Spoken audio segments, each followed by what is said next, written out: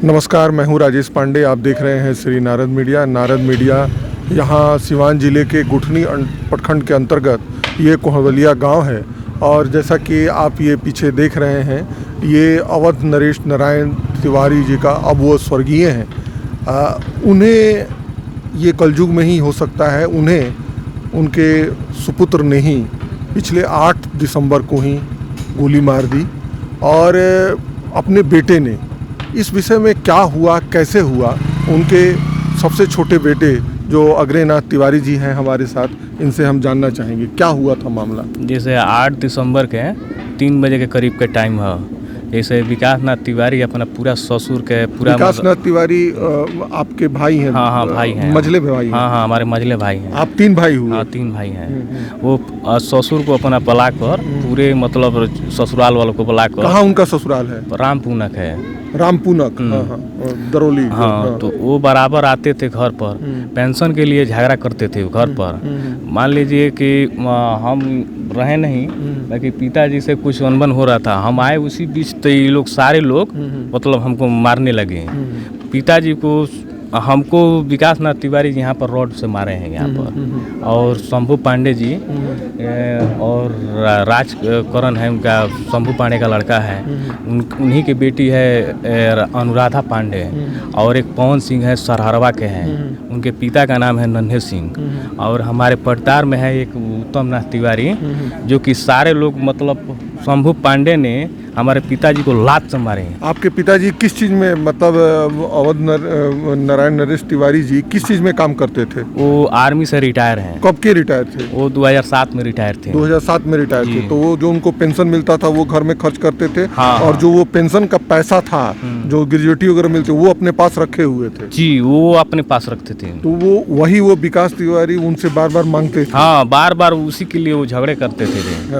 बार बार मांग रहे थे। 8 तारीख को तब बढ़ गई जब वो अपने ससुराल पूनक से सब किसी को बुलाए और दबाव डाले। विकास तिवारी जी क्या करते हैं? वो आर्मी में जीसीओ रैंक पर हैं वो। अच्छा। इसमें नौकरी कर रहे हैं। तो जब वो नौकरी करते हैं, इनको पैसा इतना मिलता है, तब वो इस तरह से क्यों करते? अब पता ना, अब क्या हम बताएं इसके बारे में।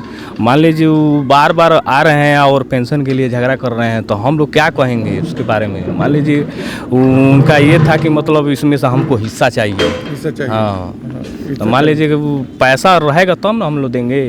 हाँ, पिताजी देंगे।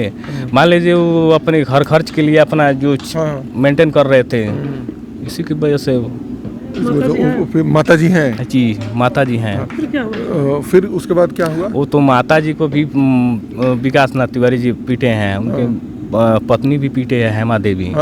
और हमारे भी पत्नी को, जो प्रीति तिवारी हैं, उनको भी झोंटा उठा फाड़ दिए सब, उसको भी गर्दन घुमा दिए, तुरने मैंने समझिए कि उसको मुआने के मतलब चेष्टा में थे वो लोग। ये अनुराधा पांडे और हेमा देवी, ये दोनों मिलकर हमारी पत्नी को मारी है। तो वो उसके बाद फिर क्या हुआ? पिताजी को कैसे किया गया? पिताजी को तो हम लोग फिर पिताजी को इतना मार दिए सब कि हम लोग लेकर गए थे सरकारी हॉस्पिटल, यानी थाना में गए थे। तो थाना वाले बोले कि आप चले जाइए सरकारी हॉस्पिटल में इलाज कराइए, उसके बाद आप आइए हमारे पास। तो हम लोग गए सरकारी हॉस्पिटल में, तो सरकारी हॉस्पिटल में पिताजी को रेफर कर दिए सिवान के लिए। रास्ते में जाते ही उनका मृत्यु मतलब मृत्यु हो गया, डेथ कर गए। मतलब सिवान ले गए तो वहाँ डॉक्टर ने डिक्लेयर कर दिया कि ये मर चुके हैं। हाँ, मर चुके थे। ये बताइए कहाँ चोट लगी थी?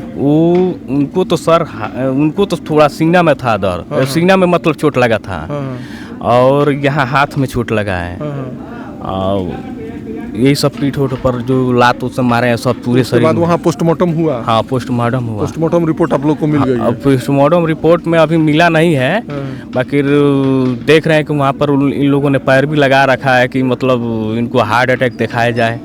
बाकी उनको तो चोट की वजह से हार्ट अटैक जो भी हो, मतलब। हाँ, तो आपने थाने में FIR किया? हाँ, FIR कर दिए हैं। आपने मैंने विकास तिवारी के नाम से किया? जी। जो लोग पूनक से आए थे उनके से नाम? हाँ, उन लोगों पर। कितने लोग के नाम से FIR किया? वो 7 लोग हैं। क्या FIR का नंबर क्या है? केस नंबर 328 है। 328 2022 है। 2022 का गुठनी थाने में आपने कर दिया जी। उसके बाद से थाने में FIR करने के बाद से क्या हुआ? अभी तक पुलिस कोई एक्शन नहीं ले रहा है, अभी तक कोई किसी को गिरफ्तारी नहीं किए हैं पुलिस। गिरफ्तारी नहीं की है। तो उस थाने की कॉपी लगा के वो जहाँ काम करते थे वहाँ आपने भेजा है? नहीं, अभी तो भेजे नहीं है, अब हम भेज देंगे। आज हमारा काम खत्म हो जाएगा। आज पिताजी हाँ, का आज पिताजी का जो श्राद्ध संस्कार है। हाँ हाँ, आज हमारा काम खत्म हो जाएगा, उसके 2 दिन के अंदर हम भेज देंगे। आप कितने भाई हैं? 3 भाई हैं। 3 भाई हैं। जी। तो अब बड़े वाले भाई आ चुके हैं यहाँ? जी, आ चुके हैं। वो कहाँ काम करते हैं? वो पुणे रहते हैं। पुणे रहते हैं। उन्हीं के द्वारा ये सब काम संपन्न हाँ हाँ, उन्हीं के और द्वारा। आपकी बहनें? अब बहन नहीं है मेरा। आप 3 ही भाई हैं। आप क्या आप बेरोजगार हैं? जी, हम बेरोजगार हैं। घर पर खेती गृहस्थी? हाँ, खेती गृहस्थी का काम करते हैं। खेती गृहस्थी। आप शादीशुदा हैं? जी। क्या चाहते हैं प्रशासन से, क्या चाहते हैं? प्रशासन से यही चाहते हैं कि पिताजी को, मतलब हमारा पिताजी को मार कर एथी कर दिए, हम सब मुआ दिए हैं। प्रशासन से मेरा यही न्याय है कि मतलब इनको जल्द से जल्द हमको न्याय मिले। मतलब प्रशासन से यही कहना है, तो जल्द से जल्द हाँ पकड़ा जाए और पकड़ा जाए, उनको न्याय मिले। न्याय मिले। हाँ जी। आपने देखा, ये भी हमारे समाज की एक बहुत बड़ी हकीकत है। ज्यों-ज्यों हम आगे बढ़ रहे हैं, हम अपने संस्कार और संस्कृति को छोड़ते जा रहे हैं, और उसका नतीजा ये हो रहा है कि भाई भाई में, बाप बेटे में इस तरह की घटनाएं हो जा रही हैं। पता नहीं उस बेटे को क्या था, जबकि वो काम करता था, उसे पैसे मिलते थे, और तब उस पिताजी से इतनी बात की झंझट हो गई कि पिताजी को मार बैठा। आज पिताजी दुनिया में नहीं है और आज वो भागा फिर रहा है। कैसे ये समाज चलेगा, इस पर खुद विचार करना होगा, और साथ ही प्रशासन को भी इस पर थोड़ा संज्ञान लेना चाहिए कि ऐसा घटना फिर समाज में दोबारा ना हो। आप अपना काम देखिए, अपना काम कीजिए, और जो भी कानूनी प्रक्रिया है उसको कीजिए, ताकि इस मामले का कुछ न कुछ निष्पादन हो सके। जी। और आप जरूर ऐसा काम कीजिए कि भविष्य में इस तरह की कोई घटनाएं ना हो। जी।